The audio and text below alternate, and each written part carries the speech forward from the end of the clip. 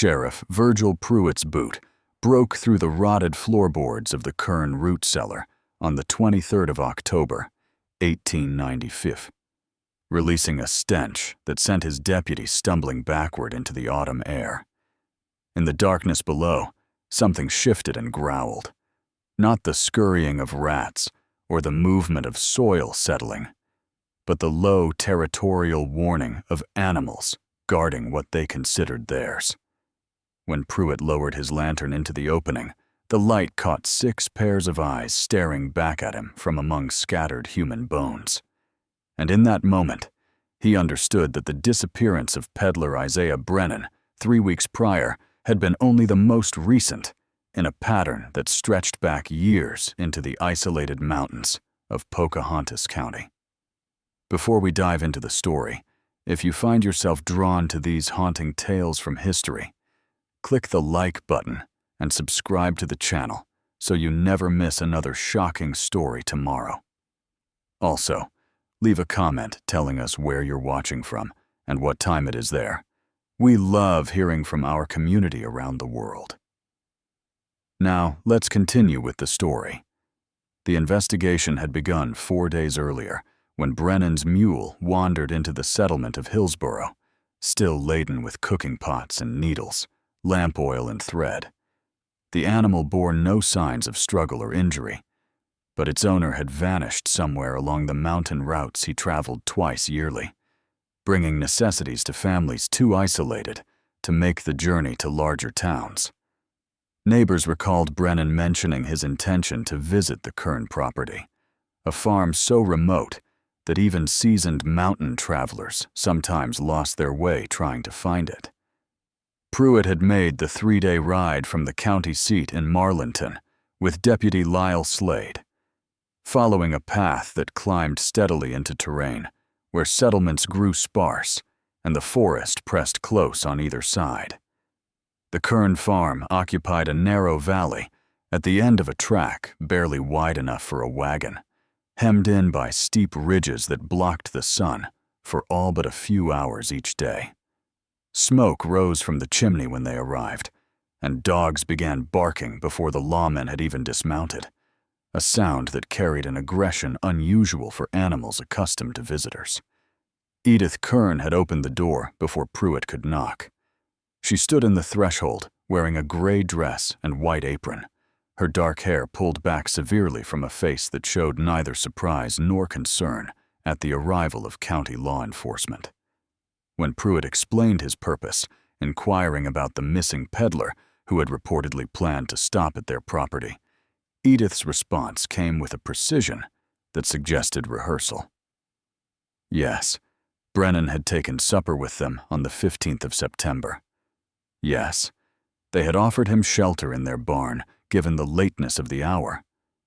Yes, he had departed the following morning in good health, continuing north toward the Greenbrier Valley. Her husband Silas sat at the table behind her, methodically working a skinning knife across a piece of leather. He was perhaps 50 years old, weathered by decades of mountain farming, and he had not risen when the lawman entered. His eyes followed their movements with an alertness that made Pruitt rest his hand instinctively on his revolver. The dogs outside had fallen silent the moment Edith began speaking, as though responding to some signal the visitors could not perceive. Pruitt had investigated enough disappearances in his 15 years as sheriff to recognize when a story felt wrong. It was not any single detail of Edith's account that troubled him, but rather the absence of normal human reaction. She had asked no questions about Brennan's welfare, expressed no concern that a man who had shared their table might have come to harm. Her answers arrived too quickly, too complete, like testimony given by a witness who had anticipated every inquiry. He asked to search the property. Edith stepped aside without protest, gesturing toward the interior of the cabin with a composure that struck Deputy Slade as unnatural under the circumstances. The single room showed the orderly poverty common to isolated mountain farms: a cast-iron stove, a table and chairs of rough construction, shelves holding basic provisions and a few books, sleeping quarters curtained off in one corner. Nothing appeared disturbed or out of place. The barn behind the house contained hay and basic farming tools, 3 goats, and evidence that a horse had been stabled there recently, though the Kerns owned no such animal. It was Slade who noticed the dogs gathering near a small outbuilding that served as a root cellar. 6 animals, all of a type used for hunting, their attention fixed on the structure with an intensity that went beyond simple territorial behavior. When Pruitt approached, the largest dog moved to block his path, lips drawn back to expose teeth, a rumbling emanating from deep in its chest. Silas Kern had to call the animal off 3 times before it would retreat, and even then, it continued watching the lawman with eyes that held something more than animal wariness. The root cellar door had been secured with a new lock, the wood around the hasp showing fresh tool marks. Pruitt demanded the key. Edith produced it from her apron pocket without hesitation, handing it over with the same unsettling calm she had displayed since their arrival. The door opened onto steps descending into darkness, and the smell that rose from below made both lawmen cover their faces. Not the earthy scent of stored vegetables or the mustiness of a long-sealed space, but something far worse, the unmistakable odor of decomposition. Pruitt descended alone while Slade remained above, his rifle trained on the Kerns. The sheriff's lantern illuminated a space perhaps 10 feet square, with walls of stacked stone and a dirt floor.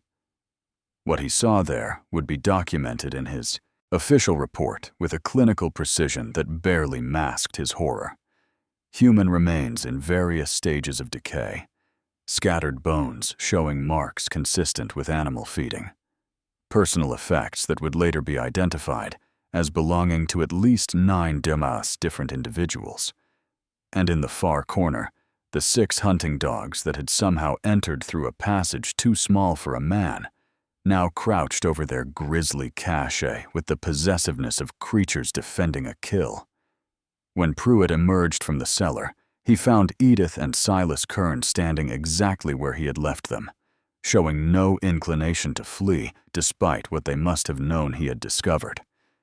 Edith met his gaze with eyes that betrayed neither fear nor remorse, and when he placed her under arrest, she extended her wrists for the shackles, as though she had been expecting this moment for some time. Silas remained silent, offering no resistance as Slade bound his hands. The dogs continued their vigil over the cellar, unwilling to leave their feeding ground, even now as their masters were led away.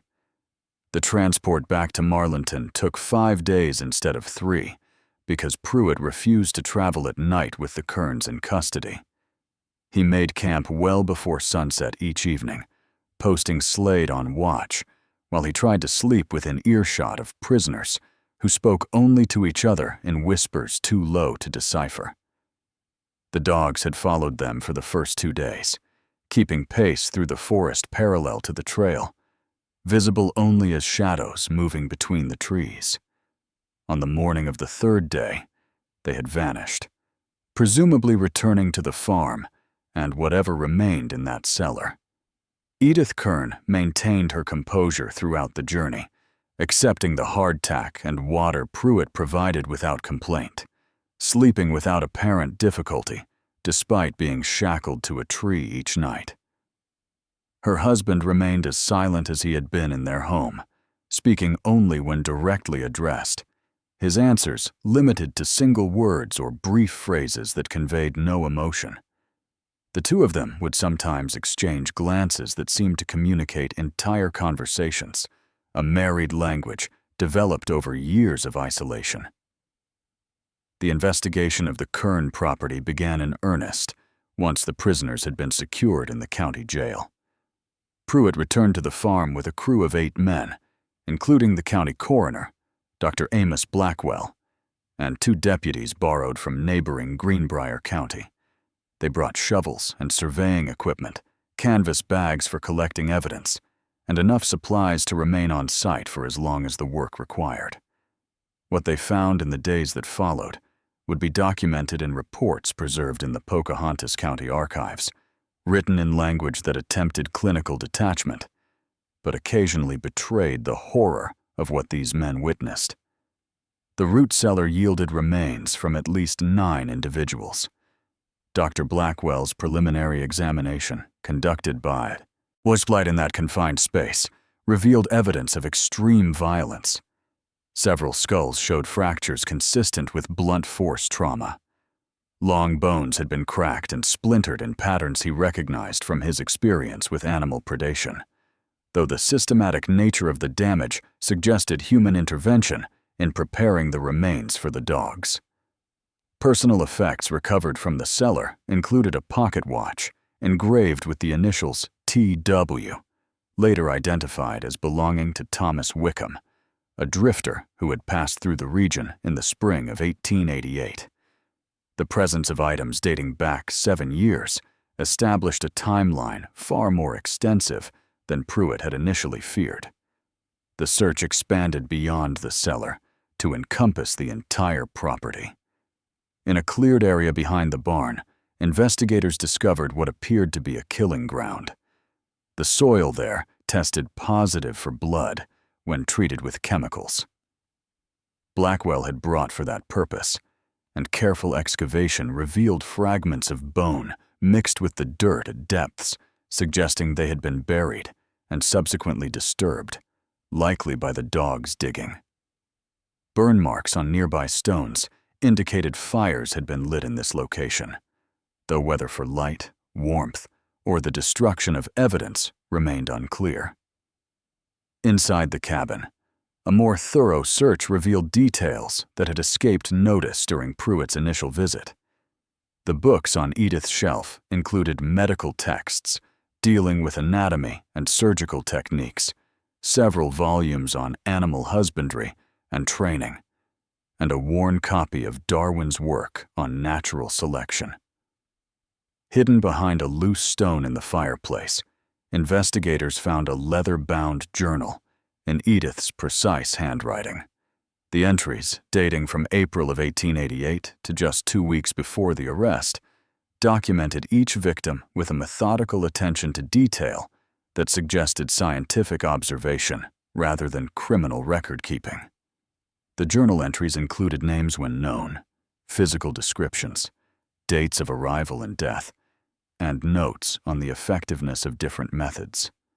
Edith had recorded the time required for the dogs to reduce a body to scattered bones, observations on which victims had shown the most fear and how that fear had affected the animal's behavior, and speculations on whether the dog's efficiency improved with experience.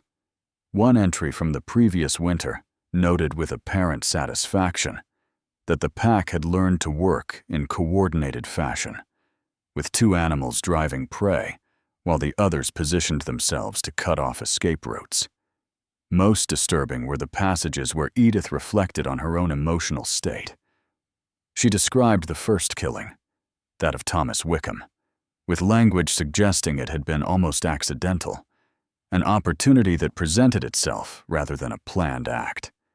Wickham had been drinking, had made comments she found offensive, and when Silas struck him in anger, they had faced a choice between releasing a witness to assault or eliminating the problem entirely. The journal recorded Edith's surprise at how little remorse she felt, and her growing curiosity about whether that absence of guilt indicated something fundamentally different in her nature, or simply a practical recognition that their isolated circumstances placed them beyond conventional morality. Subsequent entries showed a progression from opportunistic killing to deliberate planning. Edith and Silas had begun selecting victims based on specific criteria. Solo travelers were preferred, particularly those without family connections, who checked in regularly with loved ones. Peddlers proved ideal because their routes were known to be unpredictable, and disappearances along mountain trails could be attributed to any number of natural hazards. The Kerns had developed a system where Edith would engage visitors in conversation, assessing their circumstances, while Silas prepared the dogs in a fenced area behind the barn. A particular whistle would signal the animals to attack, a command they had been trained to obey without hesitation. The journal also revealed the couple's reasoning, such as it was. They had lost their only child to fever in 1887, a daughter named Sarah, who had been 7 years old. The entries suggested that grief had fractured something fundamental in both of them, creating a shared conviction that conventional human bonds and moral constraints no longer applied to their lives. They had retreated into a private world where only their connection to each other held meaning, and where other people became little more than resources to be managed or obstacles to be removed.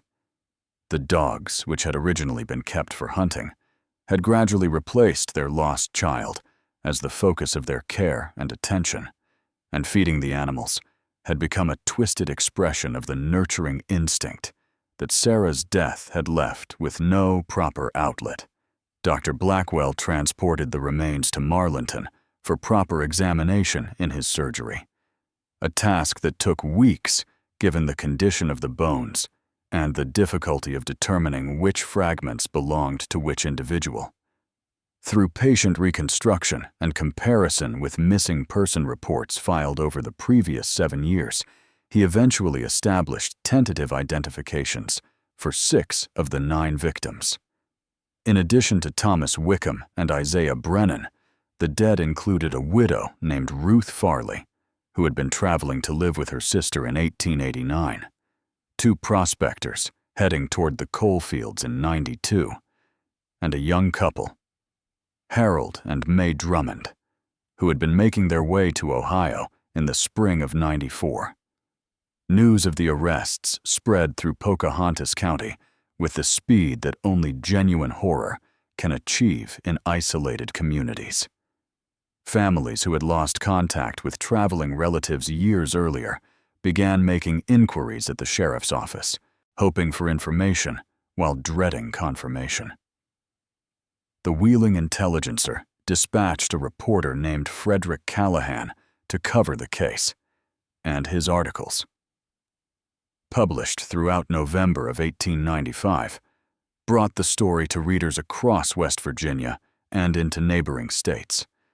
The sensational nature of the crimes guaranteed attention, but Callahan's reporting maintained a restraint unusual for the period, focusing on documented facts rather than lurid speculation. The community's response revealed the complex relationship between isolation and collective identity in mountain settlements. Many neighbors expressed shock at the revelations, insisting they had noticed nothing unusual about the Kerns during occasional encounters over the years. Others, when pressed, admitted to vague unease they had dismissed as prejudice or imagination. The Kerns had always been private people, keeping to themselves in a region where self-reliance was necessity rather than choice, and that very isolation had provided perfect cover for their activities. Silas and Edith Kern had arrived in Pocahontas County in 1883, purchasing their property with cash and offering little information about their previous lives. County records indicated Silas had listed his occupation as a farmer and his previous residence as Randolph County to the north, but inquiries sent to authorities there found no documentation of a Kern family matching their descriptions. Edith had claimed to be originally from Virginia, though again, no records could confirm this. In the mountain communities of the 1880s, such gaps in personal history were not unusual. Many settlers preferred to leave their pasts behind, and neighbors generally respected that privacy. Their daughter Sarah had been born in 1884, according to county birth records, though no midwife or doctor could recall attending the delivery. The child had been seen occasionally by neighbors during the family's rare visits to closer settlements. described as small for her age and unusually quiet. When Sarah died in the winter of 1887, the death certificate listed scarlet fever as the cause, signed by a traveling physician who had since moved on and could not be located for questioning. The child had been buried on the Kern property without ceremony, a practice not uncommon in isolated areas where reaching a proper cemetery might require days of difficult travel. Dr. Blackwell, in his capacity as coroner, requested permission to exhume Sarah Kern's remains. The request generated significant debate among county officials, some arguing that disturbing a child's grave served no investigative purpose and would only add to the horror already surrounding the case. Blackwell persisted, noting certain inconsistencies in the timing of Sarah's death and the beginning of the killing pattern. Sheriff Pruitt reluctantly authorized the exhumation, and a small crew traveled to the Kern farm in early November to locate the burial site. The grave was found behind the cabin in a clearing marked by a simple wooden cross. The exhumation revealed a small coffin of rough construction, and when opened, it contained the remains of a child approximately 7 years old. Blackwell's examination determined the skeletal structure showed no obvious signs of trauma, and what little soft tissue remained suggested death from illness rather than violence. However, he noted certain details that troubled him. The child's bones showed evidence of chronic malnutrition. The teeth displayed severe decay, unusual in one so young, and the overall development suggested a child who had been neglected, if not actively abused, over an extended period. More disturbing was what the examination revealed about the parents' state of mind. The coffin had been lined with scraps of fabric that closer inspection identified as pieces of the child's own clothing, cut and arranged with obvious care. Small personal items had been buried with her, including a crude doll made from corn husks and a collection of animal bones that had apparently served as toys.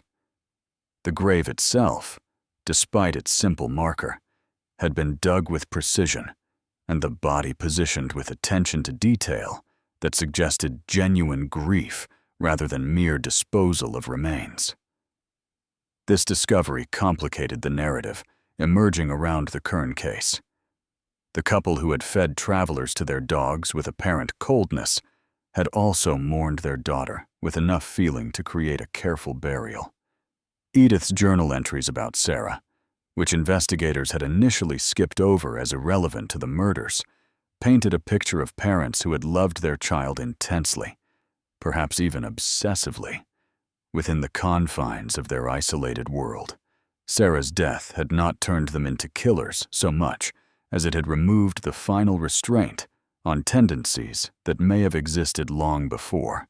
Interviews with the few neighbors willing to speak about the Kerns revealed a family that had always operated according to rules of their own devising. Silas had been known to shoot dogs belonging to other settlers if they wandered onto his property, claiming they threatened his livestock despite keeping few animals worth protecting. Edith had declined all invitations to social gatherings, church services, and the informal networks of mutual aid that sustained most mountain families through hard times. The couple had required no assistance and offered none, existing in deliberate separation from the community around them. One neighbor, an elderly woman named Constance Vickers, who lived nearly 5 miles from the Kern property, recalled an encounter from the summer of 1886. She had been gathering herbs in the forest when she heard a child crying. Following the sound, she had found young Sarah Kern sitting alone by a creek, her dress torn and her face bruised. When Vickers asked what had happened, the child had looked terrified and refused to speak. Edith had appeared moments later, her manner cold and dismissive, claiming Sarah had taken a fall while playing. Vickers had felt something was wrong, but had not reported the incident, respecting the mountain code that family matters remained private unless directly threatening to others.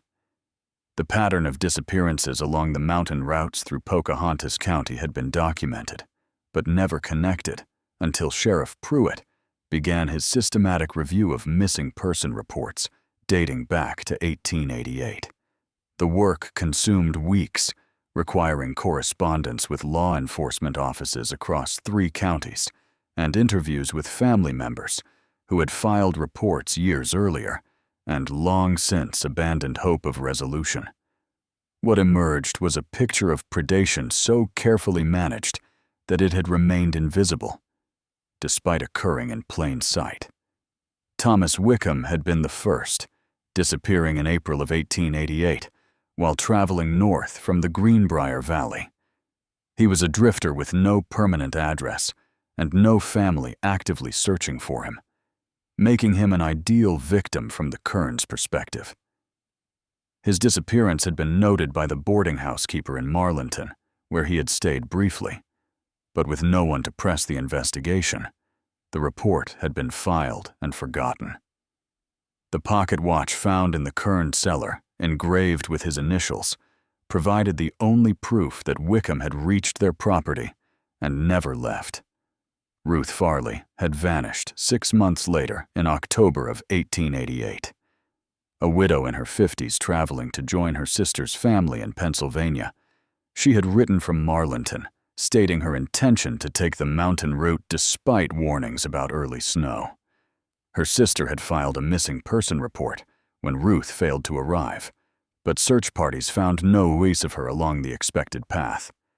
County officials had assumed she had either gotten lost and perished from exposure or had changed her plans without informing anyone. Items recovered from the Kearns cellar included a silver locket containing photographs of 2 young children, which Ruth's sister identified as belonging to her. The year 1889 had passed without documented disappearances, a gap that Edith's journal explained. She had written of feeling watched during that period, of a traveling preacher who had stopped at their property and seemed to study them with uncomfortable attention. The Kearns had exercised caution, turning away visitors with excuses about illness in the household, waiting until they felt confident that suspicion had moved elsewhere. The dogs had grown restless during this time, Edith noted, as though sensing their purpose being denied. In 1890, 2 victims had disappeared within months of each other, a peddler named Abraham Sutton in March and a young farmer named Lester Finch in July, both traveling alone through the mountains on business. Sutton's family in Ohio had hired a private investigator who had traced his route as far as Marlinton, but could find no evidence of him proceeding farther north. Finch had been carrying money from the sale of his tobacco crop, intending to purchase breeding stock for his farm. His widow had reported him missing and suggested robbery as a motive, but without a body or evidence of foul play, the investigation had stalled. The disappearance of 2 prospectors in 1892 had drawn more attention because the men, brothers named Jacob and William Thorne, had been traveling together. Their last confirmed location had been a tavern in Marlinton, where they had discussed their plans to investigate coal deposits in the northern part of the county. When they failed to arrive at their intended destination, search parties had combed the mountain trails without success. The Thornes' father, a man of some means in Pennsylvania, had offered a substantial reward for information. But despite this incentive, no leads had emerged. Tools and personal effects found in the Kearns cellar matched descriptions provided by the Thorne family.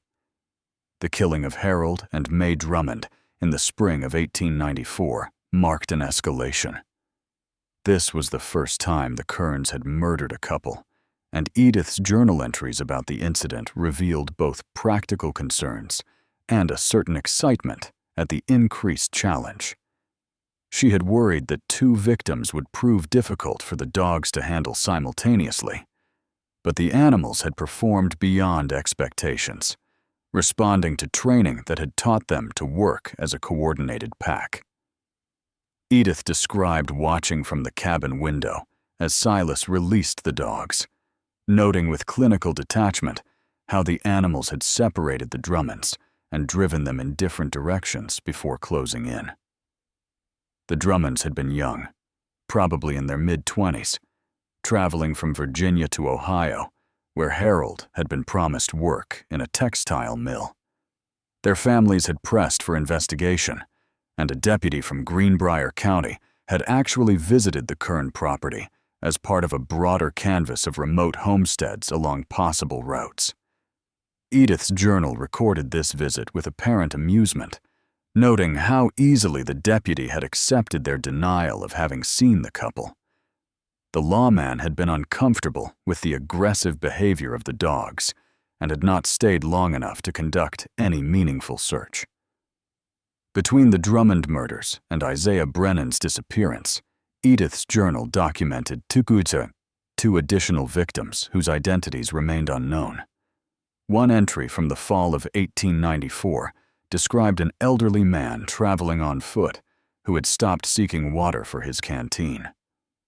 Another from the summer of 1895 mentioned a woman, possibly in her 30s, who had been fleeing something or someone and had arrived at the Kern property in a state of desperation. Neither victim had been carrying identification, and neither matched any missing person reports on file with county authorities. The systematic nature of the Kern's selection process became clear through analysis of these cases. They had targeted individuals whose disappearances would generate minimal investigation.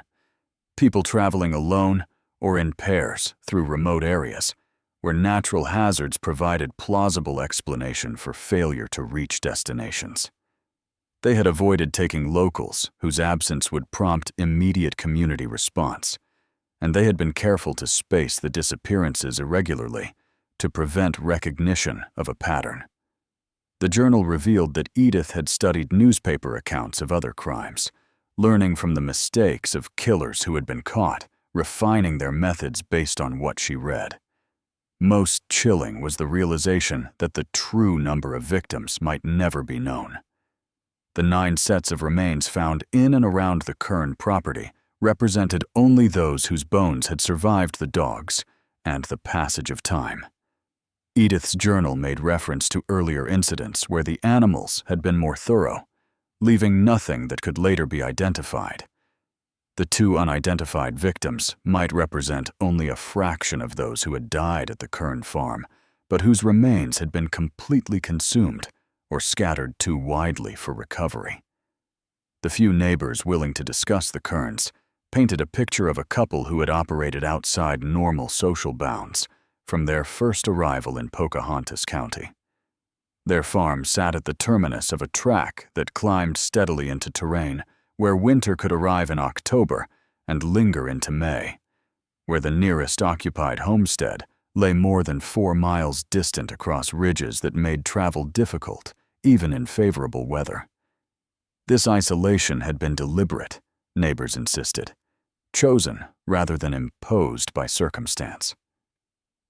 Constance Vickers, the elderly woman who had encountered young Sarah Kern by the creek, agreed to speak with Sheriff Pruitt in late November. She lived alone in a cabin her husband had built before his death in 1880. Supporting herself through the sale of medicinal herbs she gathered and prepared according to knowledge passed down through generations of mountain women.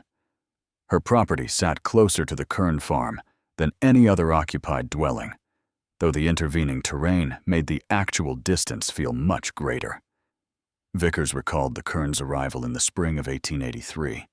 They had appeared without warning, having purchased their property through correspondence with a land agent in Marlinton, and had immediately set about establishing their homestead with a self-sufficiency that discouraged offers of assistance.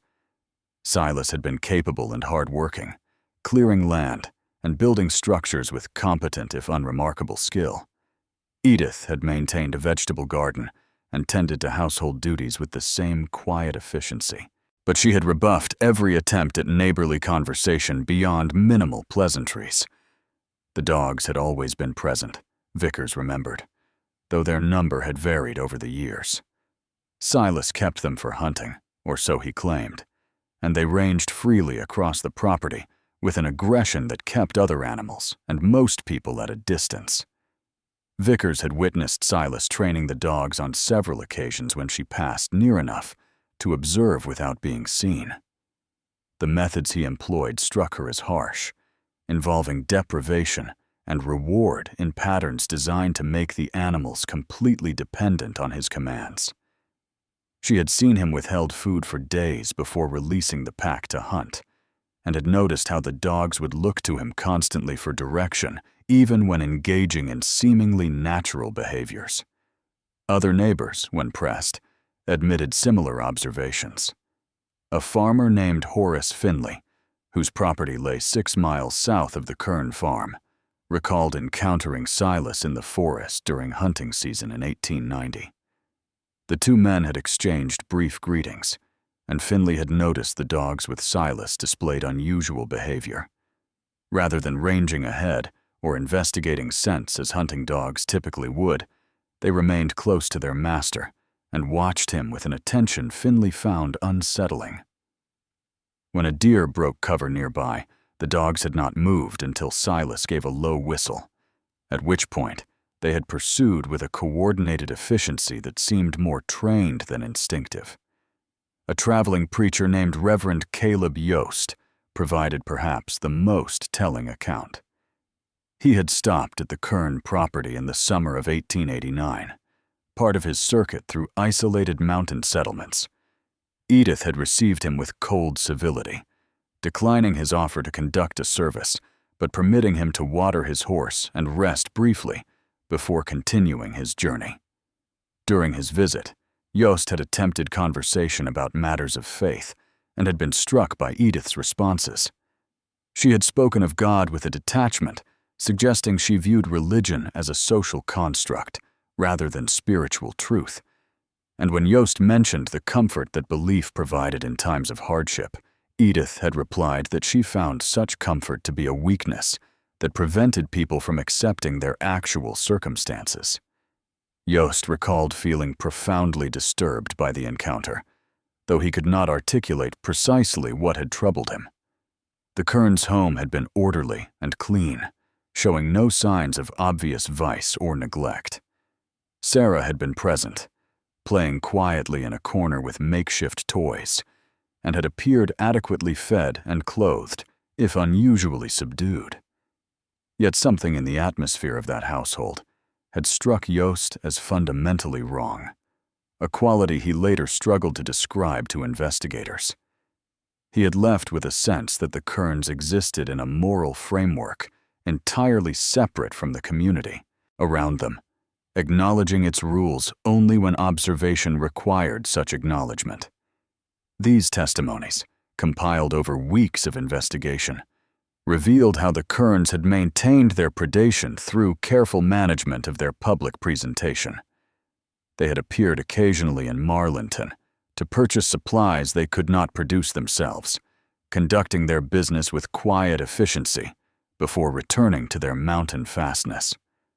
They had paid their minimal taxes on time and had avoided any behavior that might prompt official scrutiny.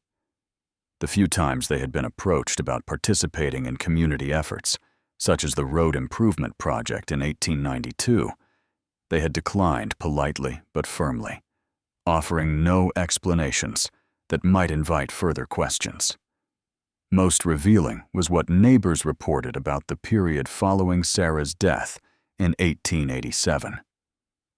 The Kerns had not sought sympathy or support from the community during their bereavement, had not attended church services that might have provided comfort, had made no apparent effort to connect with others who had experienced similar losses. They had simply continued their isolated existence, withdrawing even further from what limited social contact they had previously maintained. Several neighbors recalled seeing Silas in the months after Sarah's death and being struck by how unchanged he appeared, showing none of the visible grief that mountain culture expected from a bereaved parent. Edith had been seen even less frequently during this period, and when she did appear in Marlinton for supplies, those who encountered her noted a quality of remove that went beyond normal reserve. She had moved through the town like someone performing a role rather than engaging genuinely with her surroundings, completing her transactions with mechanical efficiency before departing. One shopkeeper, a woman named Iris Denton, recalled trying to express condolences about Sarah's death and receiving a response so devoid of emotion that she had felt compelled to mention it to others. Edith had thanked her for the sentiment, with the same tone one might use to acknowledge a comment about the weather, then had turned back to her purchases without further acknowledgement.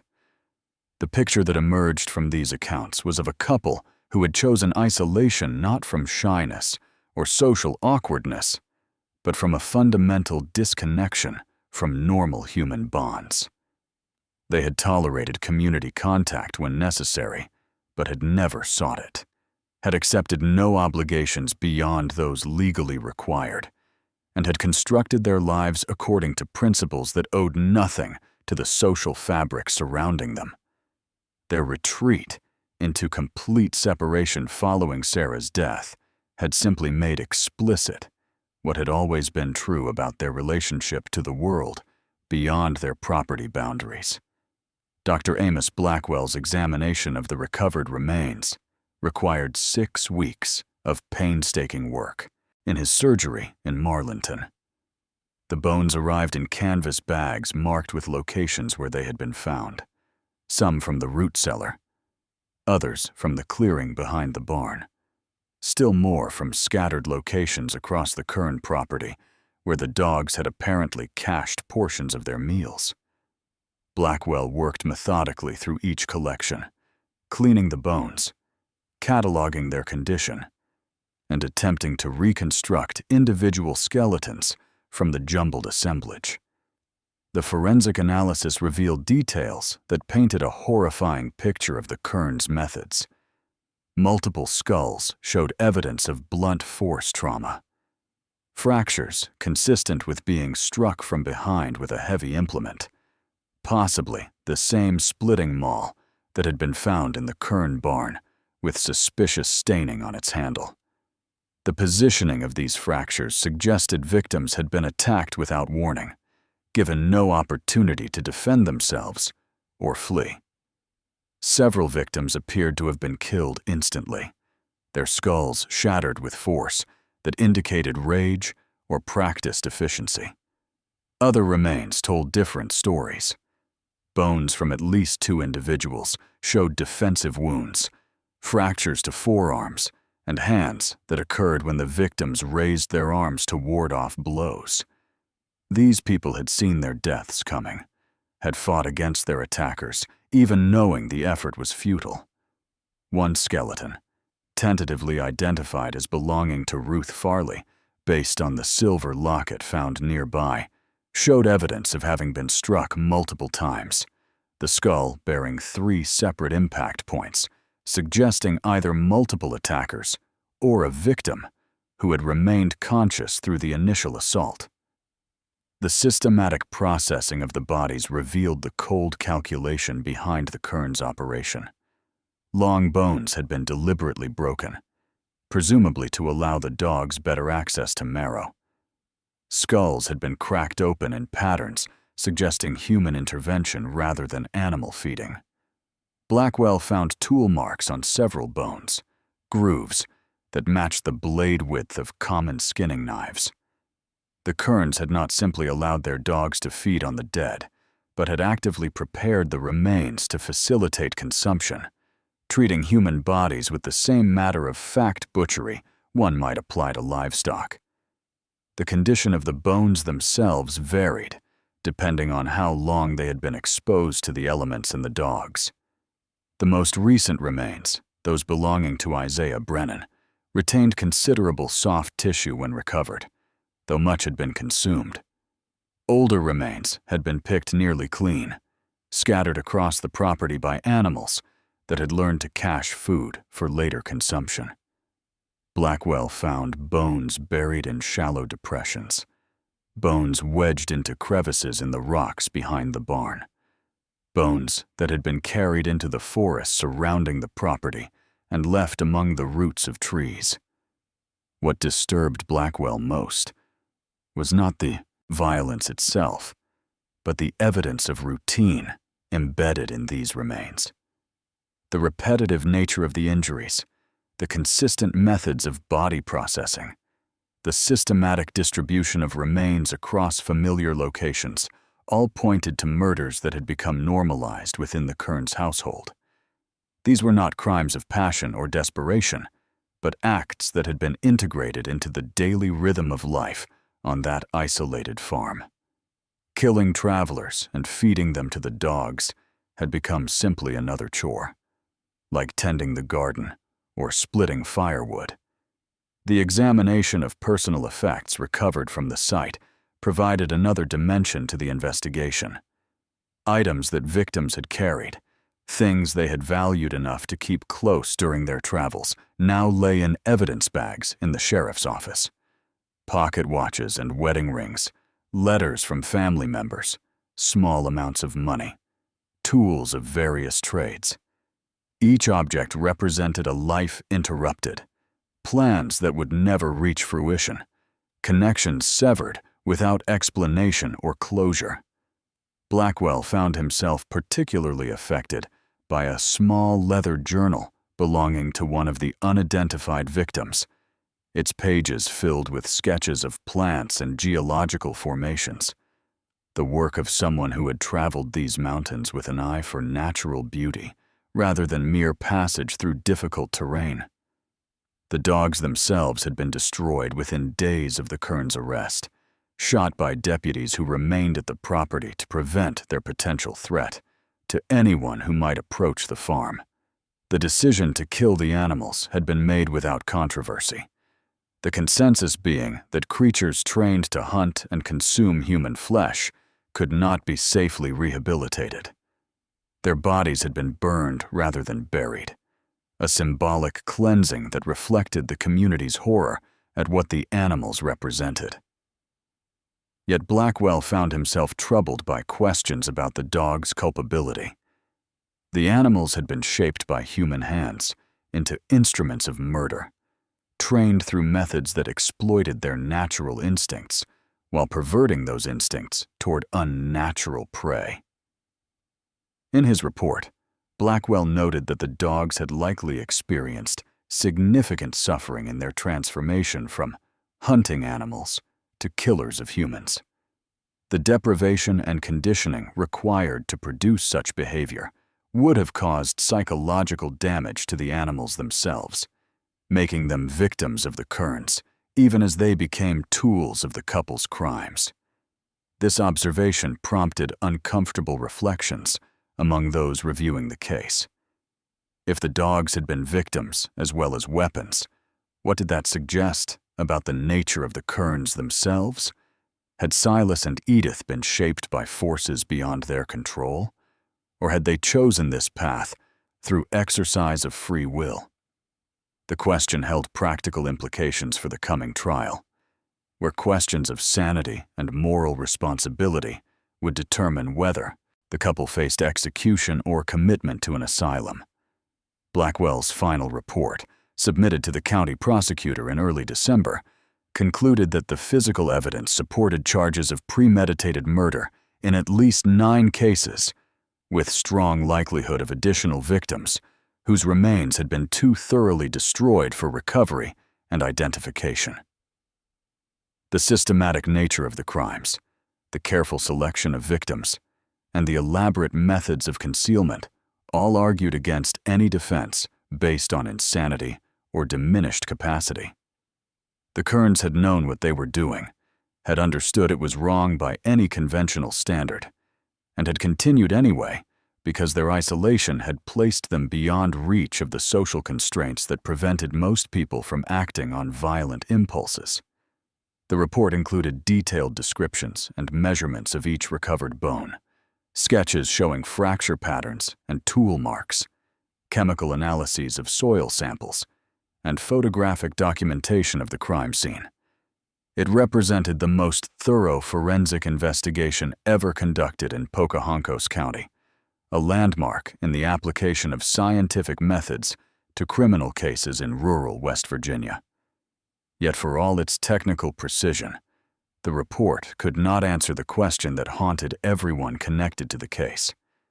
How had two people, living among a community, however scattered, managed to kill repeatedly over 7 years without arousing suspicion sufficient to prompt investigation before Isaiah Brennan's disappearance finally brought the truth to light? The Pocahontas County Jail had never held prisoners of such notoriety, and Sheriff Pruitt found himself managing not only the Kerns, but also the constant stream of curious onlookers and newspaper reporters who descended on Marlinton seeking glimpses of the couple or details about their crimes. He posted additional guards and restricted visiting hours, allowing only official business and legal consultations to proceed. The Kerns themselves adapted to confinement with the same unsettling composure they had displayed since their arrest. Edith occupied a cell on the 2nd floor of the jail building, separated from her husband, who was housed on the ground level. The arrangement had been deliberate, an attempt to prevent the couple from coordinating their stories or offering each other support that might strengthen their resolve to remain silent. Yet the separation seemed to cause neither of them any visible distress. Edith spent her days reading books borrowed from the personal library of the county judge, maintaining the same disciplined routine she had followed on her farm. She woke at dawn, kept her cell meticulously clean, and engaged in conversation only when directly addressed. Silas remained largely mute, speaking in monosyllables when responses were required, and otherwise maintaining a silence that frustrated the deputies assigned to watch him. He whittled pieces of wood that were provided as a concession to his need for occupation, creating small figures of animals with surprising skill. The carvings accumulated on the shelf in his cell, a menagerie of deer and rabbits and birds, and notably, several dogs rendered with attention to anatomical detail that suggested genuine affection for the subjects. The county prosecutor, a man named Vincent Hargrove, who had held his position for 12 years, faced the challenge of preparing a case that would result in conviction and execution. The evidence was overwhelming in its volume and damning in its implications, yet Hargrove worried about the defense strategy that would inevitably focus on questions of sanity. Any competent attorney would argue that only madness could explain the Kerns' actions, that no rational person would commit such crimes, and that the couple therefore belonged in an asylum rather than on the gallows. To counter this anticipated defense, Hargrove arranged for psychiatric evaluation of both prisoners. Dr. Edmund Rothwell, who operated a private sanatorium in Charleston and had testified as an expert witness in previous criminal trials, traveled to Marlinton in December to conduct examinations. He spent 3 days interviewing the Kerns separately, administering tests designed to assess their mental faculties, and reviewing all available documentation of their crimes, including Edith's journal. Rothwell's conclusions, presented in a formal report to the court, acknowledged the extreme nature of the Kerns' actions, while finding no evidence of insanity as defined by legal standards of the period.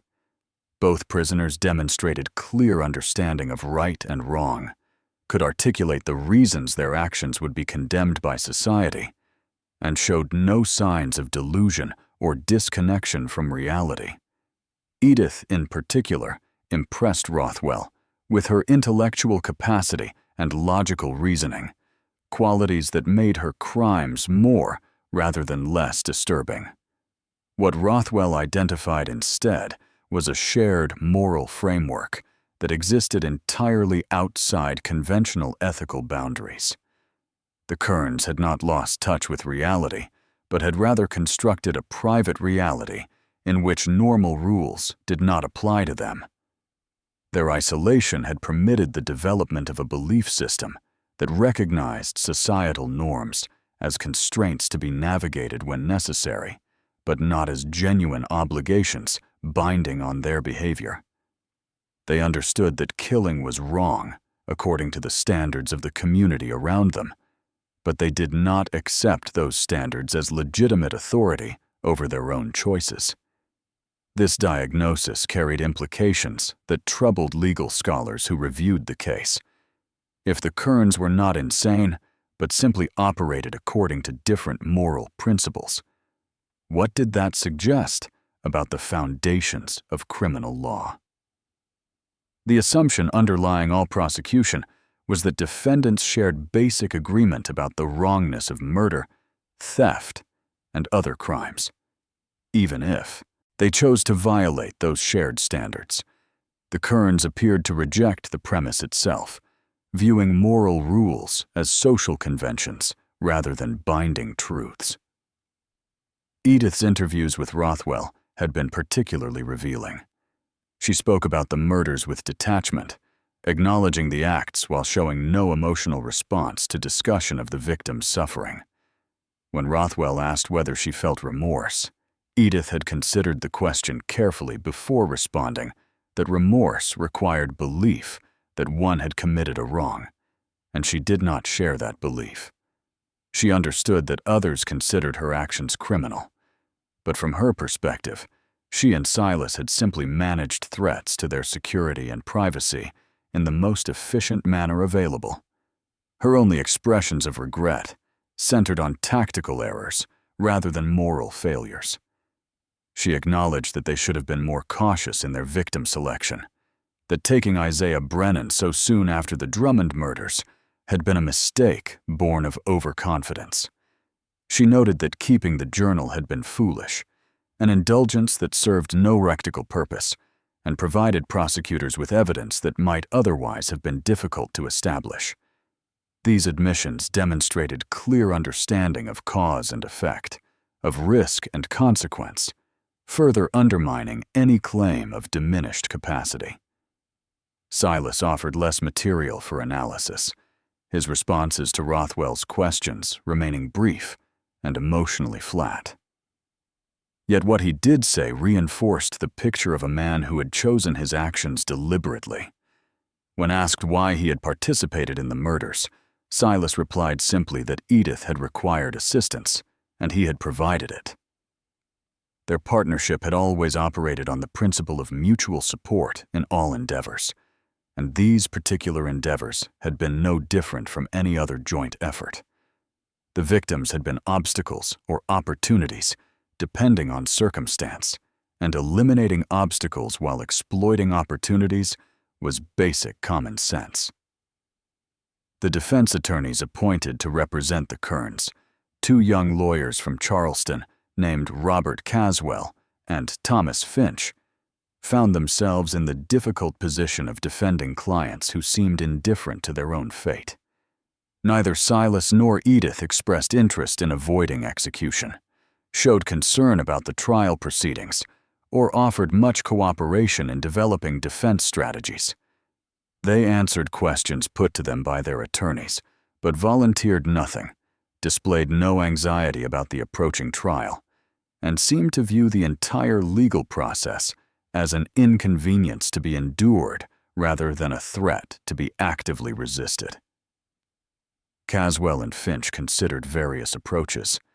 They could argue temporary insanity brought on by grief over Sarah's death, though Rothwell's evaluation undermined that strategy. They could claim that Edith had dominated Silas, forcing his participation through manipulation, but the evidence suggested equal partnership rather than coercion. They could emphasize the isolation and poverty that had shaped the Kerns' lives, attempting to generate sympathy from jurors who might understand the desperation of mountain existence.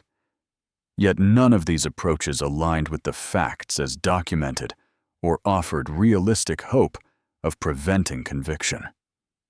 In the end, the defense settled on a strategy of challenging the physical evidence while acknowledging that if the prosecution could prove the Kerns had committed these crimes, the defendants deserved the maximum penalty. It was an admission of defeat before the trial began, a recognition that no legal maneuvering could overcome the weight of testimony, documentation, and forensic analysis arrayed against their clients. The best they could hope for was to ensure that proper procedures were followed and that the Kerns received a fair trial before their inevitable execution.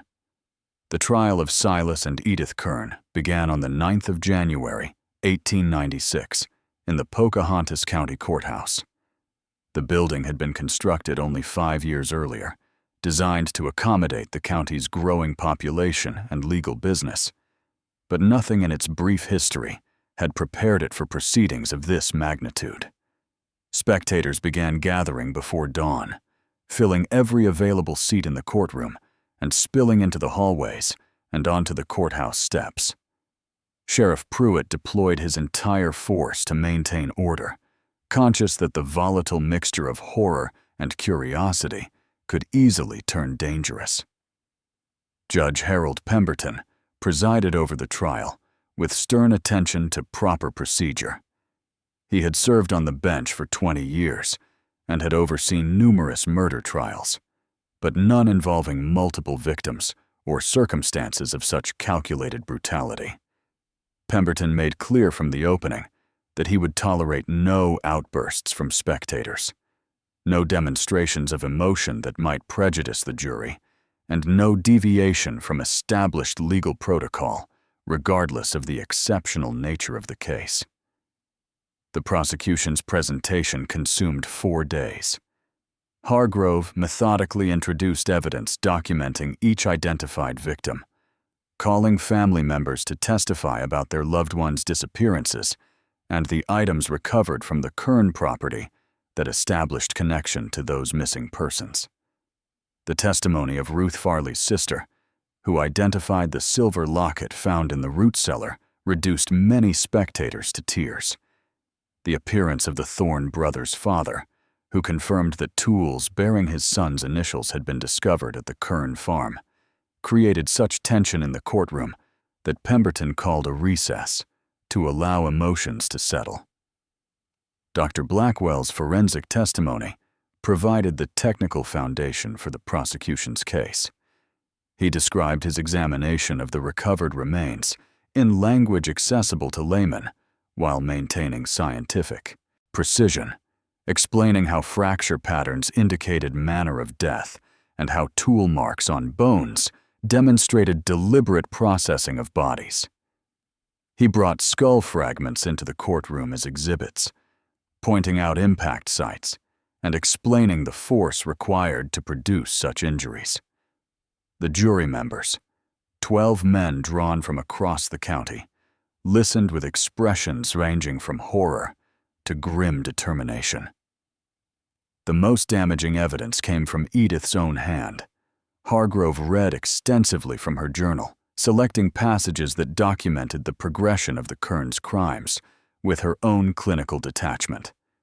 The jury heard Edith's descriptions of individual murders, her observations about the dog's improving efficiency, her reflections on victim selection and disposal methods. The systematic nature of the documentation, the absence of any expression of remorse or doubt, painted a picture of criminals who had approached murder as a problem-solving exercise rather than a moral crisis. Sheriff Pruitt testified about the discovery of the remains and the subsequent investigation, describing the condition of the Kern property and the behavior of the dogs. He recounted his interviews with the Kerns, noting their composure and the rehearsed quality of Edith's initial denials.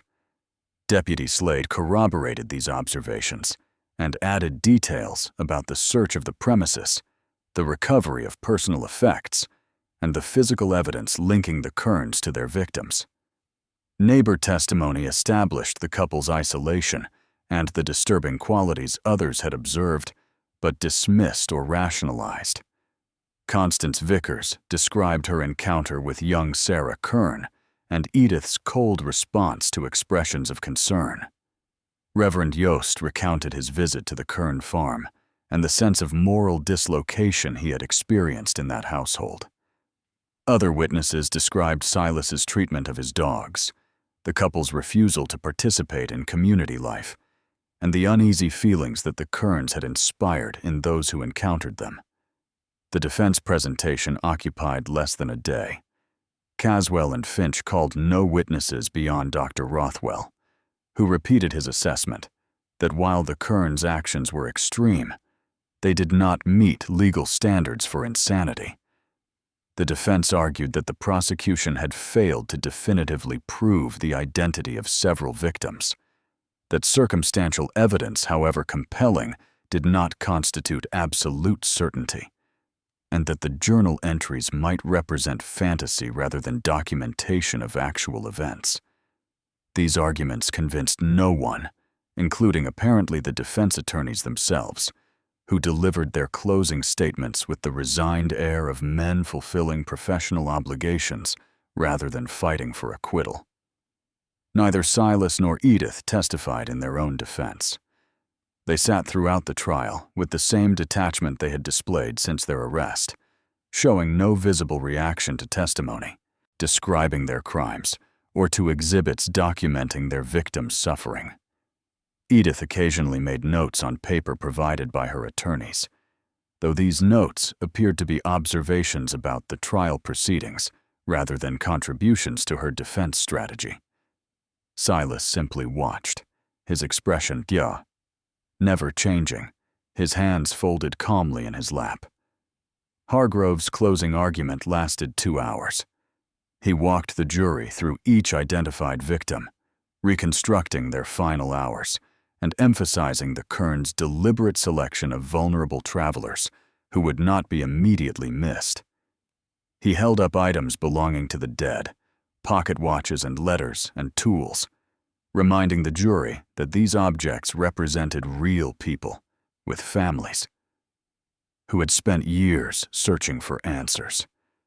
He read again from Edith's journal, letting her own words demonstrate the cold calculation behind crimes that had continued for 7 years until chance finally brought them to light. The jury deliberated for 3 hours before returning with guilty verdicts on all counts. Judge Pemberton scheduled sentencing for the following day, a formality given that West Virginia law mandated death by hanging for premeditated murder. The courtroom emptied in subdued silence, spectators filing out with none of the satisfaction that usually followed successful prosecution. The Kerns had been convicted, justice theoretically served, yet the nature of their crimes left no room for closure or relief. At sentencing, Pemberton asked if the defendants wished to make statements before he pronounced judgment. Silas declined with a shake of his head. Edith rose and addressed the court in a clear voice, speaking for perhaps 2 minutes.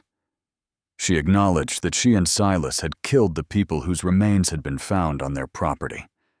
She stated that she understood society condemned such actions and that execution was the prescribed penalty.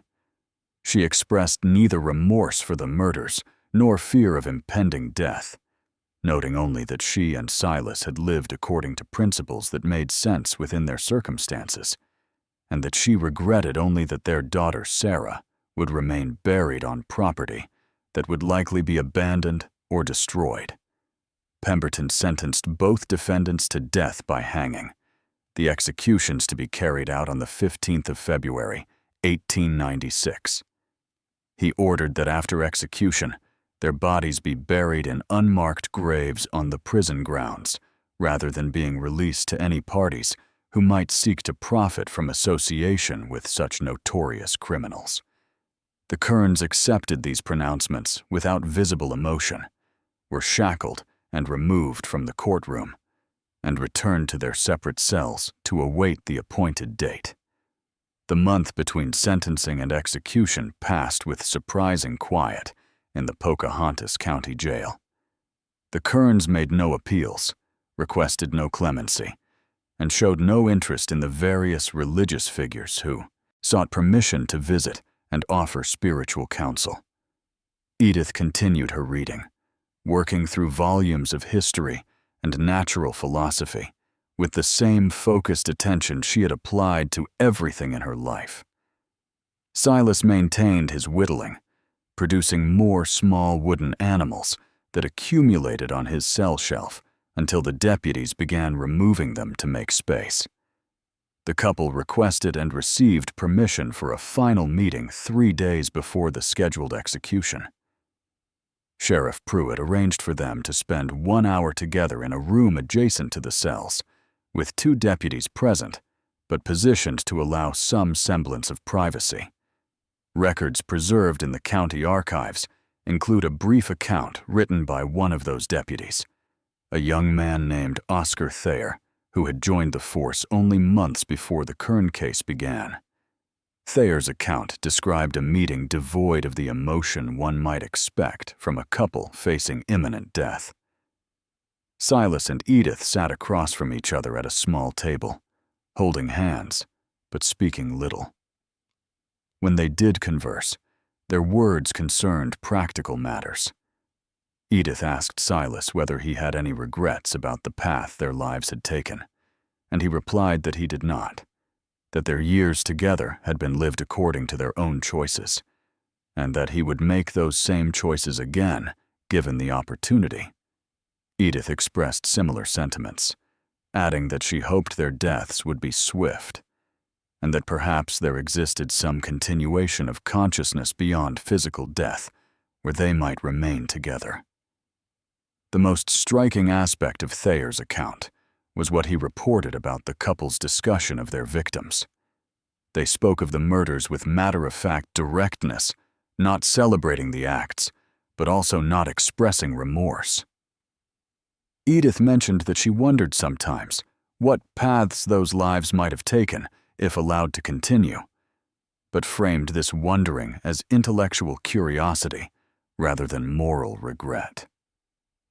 Silas acknowledged that some of the victims had displayed courage or dignity in their final moments, qualities he could respect even as he participated in their deaths.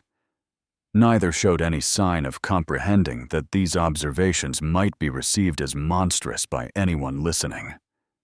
When their hour concluded, Silas and Edith embraced briefly, exchanged words too quiet for the deputies to hear, and separated without visible distress.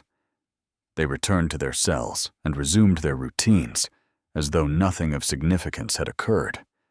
Thayer recorded that he left the meeting feeling profoundly disturbed, not by any display of evil, but by the absence of what he had expected evil to look like. The Kerns had seemed more like people discussing a failed business venture than murderers contemplating their imminent execution. The execution was scheduled for dawn on the 15th of February, 1896.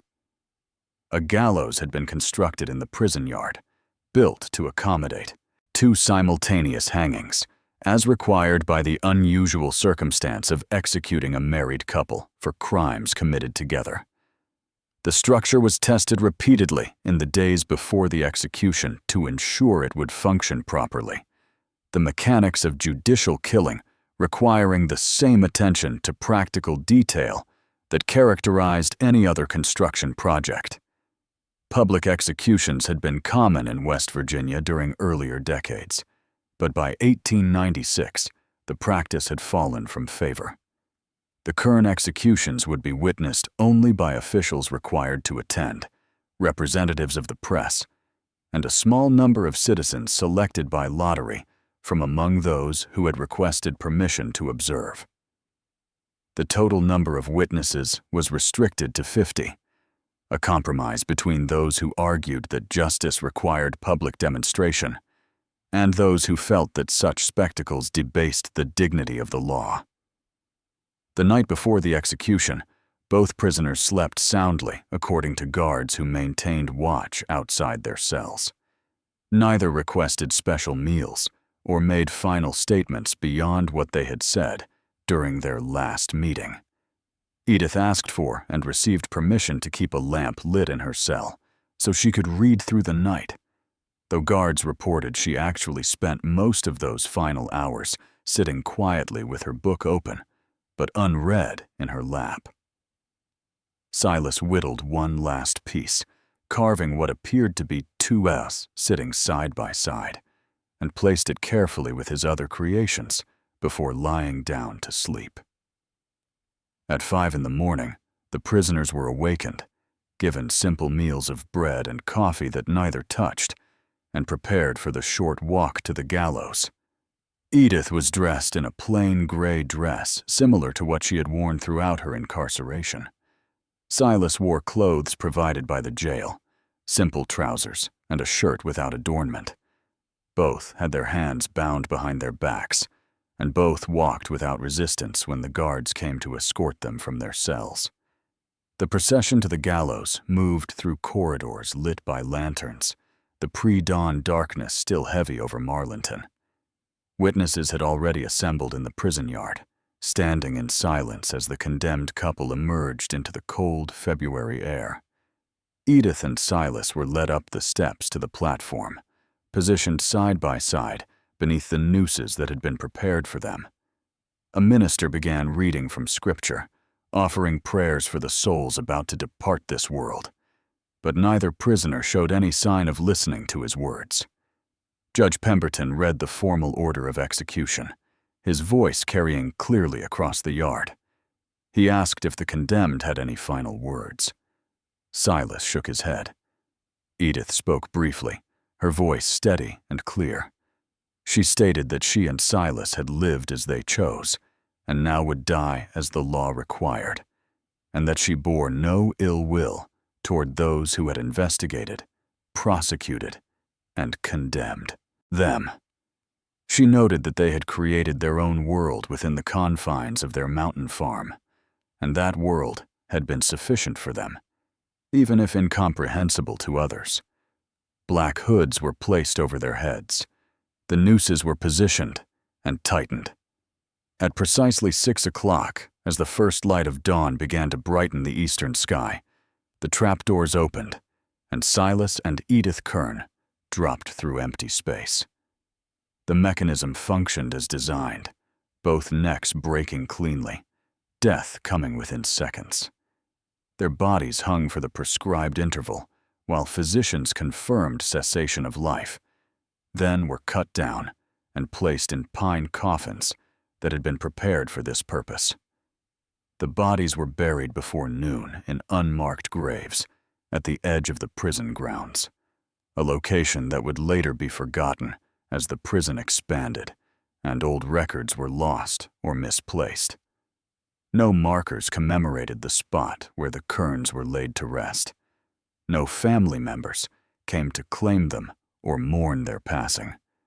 They simply ceased to exist in all official records, except as names attached to one of the most disturbing criminal cases in West Virginia history. The Kern property remained abandoned for nearly 2 years following the executions.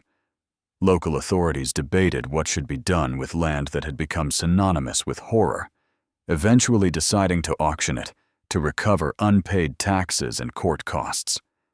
The sale attracted no bidders. No one wanted to farm soil that had been fertilized with human remains, or live in a cabin where murders had been planned with domestic routine. In 1898, the county took permanent possession, and the structures were systematically dismantled, the lumber salvaged for use elsewhere, the stone foundations left to be reclaimed slowly by forest growth. The families of identified victims received what closure the legal system could provide. Personal effects recovered from the Kern cellar were returned to next of kin, physical evidence that their loved ones had indeed reached that isolated farm and met their deaths there. For families of the unidentified victims, no such resolution existed. The 2 sets of remains that could not be matched to missing person reports were buried in the county cemetery under markers reading simply, "Unknown, died 1894," and "Unknown, died 1895," the best approximation authorities could make based on the condition of the bones. The case prompted changes in how West Virginia law enforcement handled missing person investigations. Sheriff Pruitt advocated for better coordination between county offices, arguing that the Kearns crimes had gone undetected, partly because no one had assembled scattered disappearance reports into a recognizable pattern. His recommendations led to the establishment of a central registry where information about missing travelers could be compiled and analyzed, a system primitive by later standards, but revolutionary for its time. The broader community, but struggled with questions that had no satisfying answers. How had neighbors lived within miles of the Kern farm without detecting evidence of repeated murders? What responsibility did isolation impose on those who chose or were forced into it?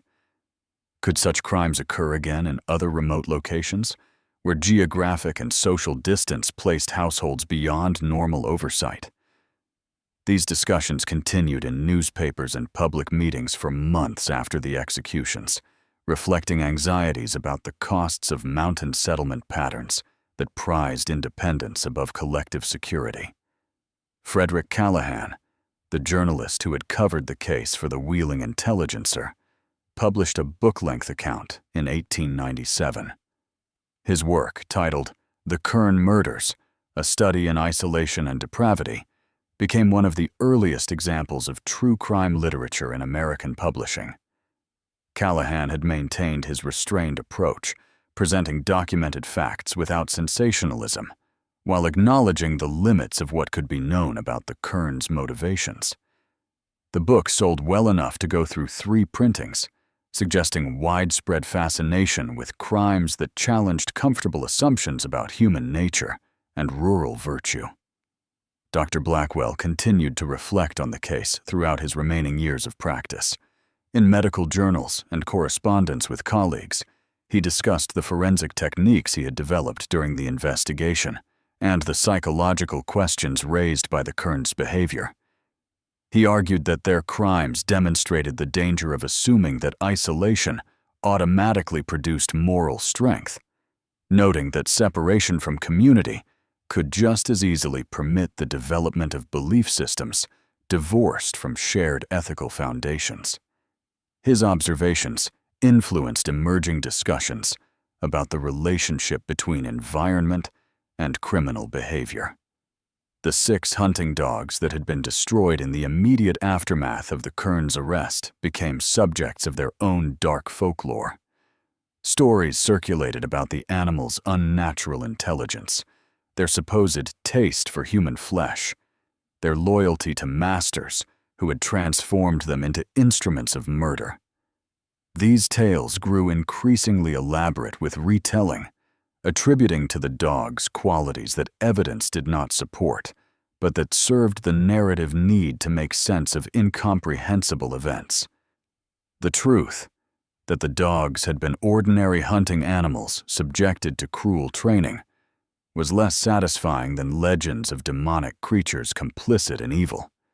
The site where the Kern cabin once stood gradually disappeared beneath new forest growth.